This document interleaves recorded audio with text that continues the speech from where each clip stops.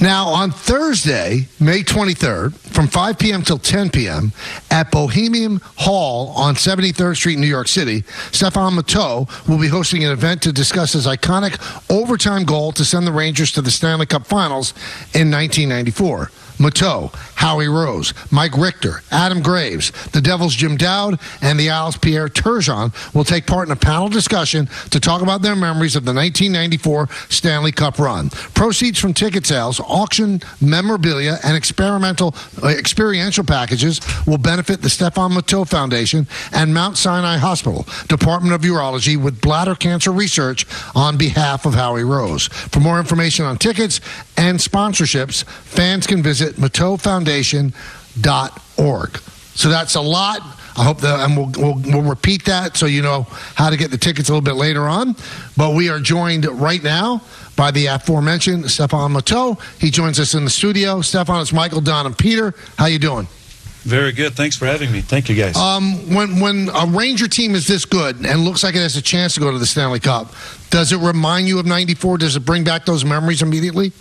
All the time. It's the feeling as an alumni, as an ex-player, when you play and cheer. I've been cheering for the Rangers for years. I've been an alumni for 20 years. And I think it's the best team I've seen in years. And they prove it in the first round. They prove it in the first 4 games. And I'm looking forward for more games ahead. But it's very exciting for us. 94 is just, it's always there. And no matter who's on the team gets an ovation like none other. What kind of relationship do you have with the current players, and how much do they embrace the 30-year anniversary and the constant conversation about you guys? That's a good question. We don't. We only see them at the beginning of the season when we play our golf outing in Westchester.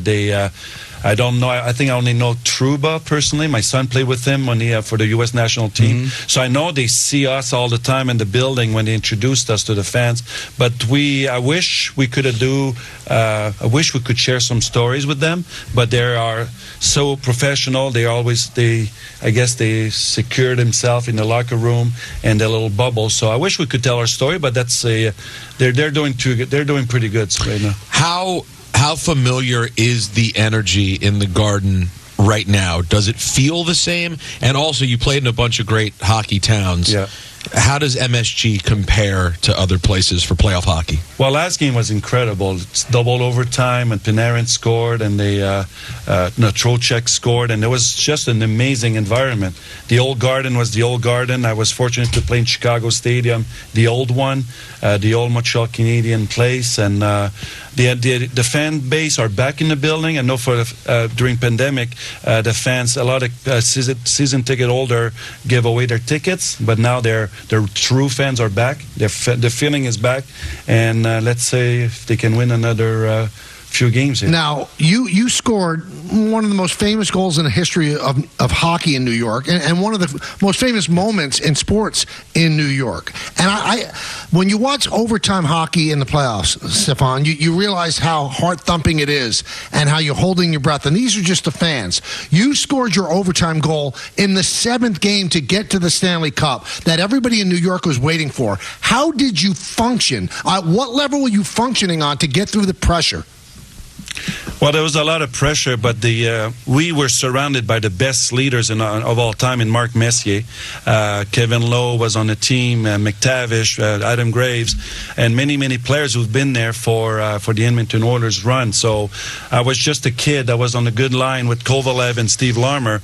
So the pressure, I didn't feel the pressure of 54-year drought. I came from Montreal. I know all the Montreal Canadian history, but I never heard anything about the Rangers drought. So for me, it was not the same pressure being a French Canadian, dumb enough to just go out there, game 7 in double overtime, and just keep it short. And I was fortunate that I scored a lucky goal from the back of the net, but who cares at that time? 30 years later, we still talk about it. What gets lost to me, which could be looked upon as equally as important, not as dramatic as Game 7, but was the overtime victory in Game 3. Now, the fallacy of the predetermined outcome, if things go the way they go after that, you lose the series in 5 if you lose Game 3. So that goal gets lost. I thought not as important, but still pretty incredible. I was very content with that goal alone when I scored. To be honest, that was the biggest goal of my life. And if I didn't score another goal for the rest of the playoff, I would have been happy. And a lot of things happen in life. A lot of things happen in Game 7.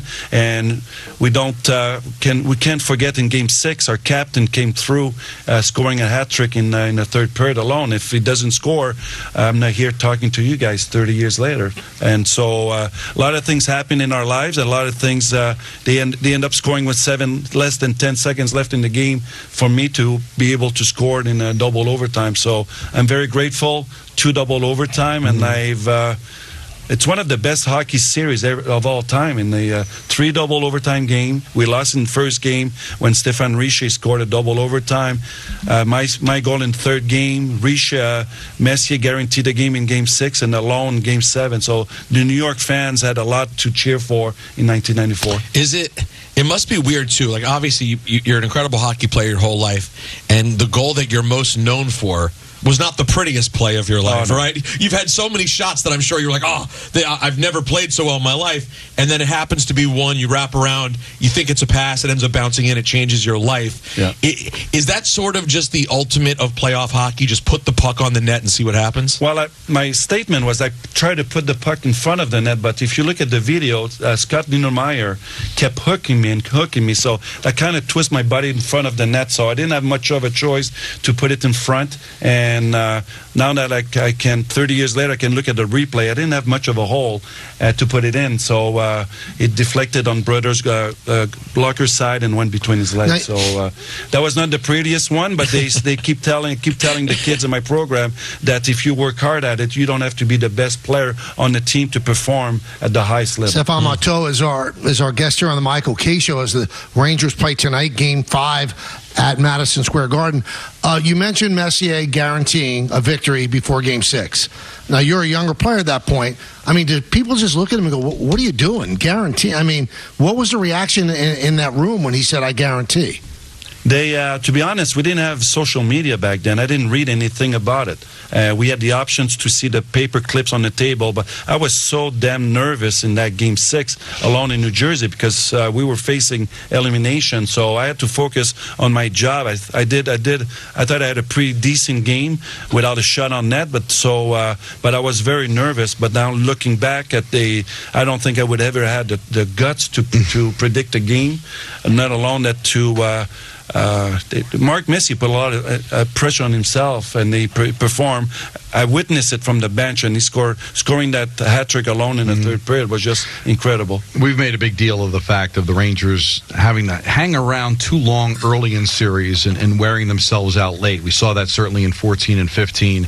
This year, if they can wrap it up tonight, only 9 games, that's how many you played in your first 2 rounds in 94. How much did that help you going through back-to-back Game 7s, having only had to play 9 games in the first 2 rounds? Well, we were one of the oldest team in the league in 94, and that sweeping the Islanders in 4 really helped, and Washington in 5. So we didn't know the outcome of the next 2 series, but playing 14 games in almost 30 days. So that was a lot of games, a lot of pressure especially on Zubov and Leach, who those guys play over 35 minutes a game. So that paid off. Tonight it's a huge game for the Rangers. I don't think they had a good start last game, and they paid a price at the end of the game. So, but they have the team; they're more composed. Last year, I really believe when they lost to the Devils in the first round after being up 2-0, really hurt them. And it seems like the whole year they were more focused, especially for that type of moment tonight. We talk about here a lot, like these playoff series can turn so quickly. 3-0, it's over. And then 3-1, you're going to a game tonight. You go, well, if you drop that, it's 3-2 going back to Carolina, right? Do you guys have that same mentality in hockey? Whereas in basketball, 3-0 feels like it's over. With the exception, of course, the Yankees in 2004. In baseball, it's over. In hockey, do you guys think at 3-0 we could still lose control of the series? We play game by game. I'm sure they're not satisfied of losing last game. So their only focus is we play in a home ice, which they succeeded the whole year.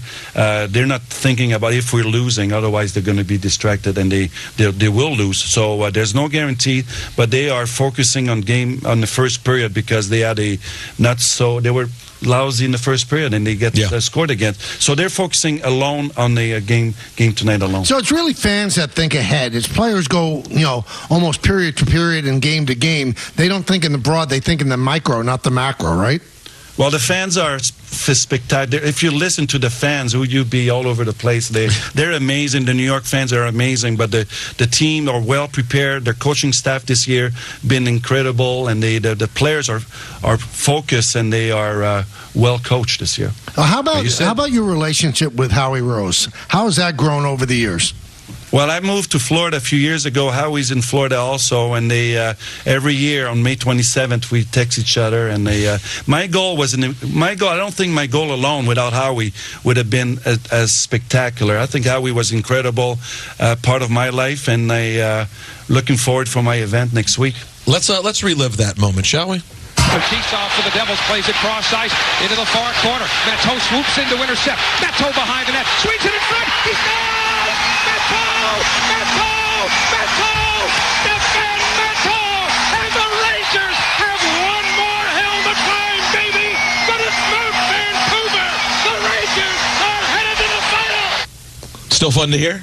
Oh, every single day. My school program in the Bronx, and I show them that video, and then it sounds even better with the earphones and headphones on. So, but my goal was incredible, but I think his call made it even more special. So that's why I'm always going to be grateful for Howie Rose. So you said going in you didn't know much about the curse because you came over from Chicago at the trade deadline, only played a handful of games before the playoff. How long did it take you to all of a sudden understand 1940? Well, I realized we had a very good hockey. The team was built to win the Stanley Cup in '94. They made some incredible moves in the last minute, including myself, Glenn Anderson, Brian Noonan, and then. To be honest with you, it's later on, years later, that I started realizing the curse and the years before. Oh, so you didn't even conscious of it at the time? Not at all. You just don't want to screw it up. You just want to you want to do your job. And I wasn't sure I was going to play on the top four lines when I first joined the Rangers. So I was very grateful to be part of the top 12 players, so forwards. And when I realized I was playing with Kovalev and Larmer, and I wanted to have the best opportunity to produce, and we were focused. So like I said, the fans read all about it.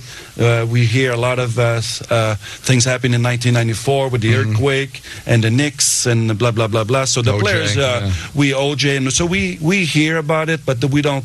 The Rangers focus on tonight. It's to play as good as possible and follow the game plan. Did you think you guys were going to win again? I mean, the next couple of years. That now it's another curse, Stephane. It's like it's 30 years now since you guys won. Well, my first 4 years in the National Hockey League, I went to 2 finals. The first one was in Chicago in 1992, and I thought I was going to win 5 or 6 championship. And after I won in 1994, it took me 53 games before my next playoff goal.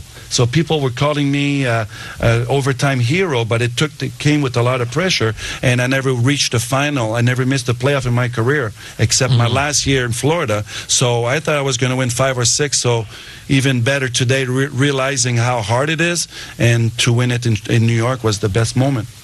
Now, Thursday, May 23rd, tell us about that. We just read it before, Bohemian Hall on 73rd Street. What's that about?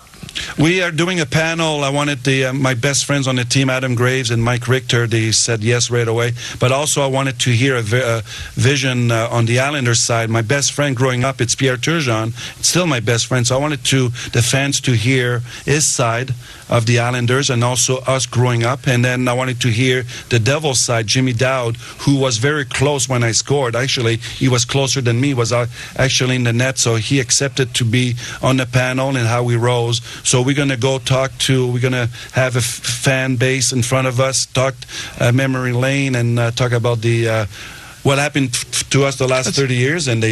So I think it's going to be a very good panel. That's got to be hard for Jimmy, right? Grew up in New Jersey, a Devil, and has to hear about that loss over and over again. Must be tough for him, right? Well, we talked about it, but he bounced back and won the very next year with the Devils. So Jimmy's a great man, and just like Gravy and Mike and Pierre and Howie. So it's going to be fun. There's some tickets still available. You can go to MettoFoundation.org, and then all the informations are on that website. All right, so more information on tickets and sponsorship, if you'd like, on it's MATTEAU Foundation.org. Stephane, we thank you for coming by. It's so kind of you, and hope you enjoy the game tonight. I will. Thank you very much. Thanks, man. There you go.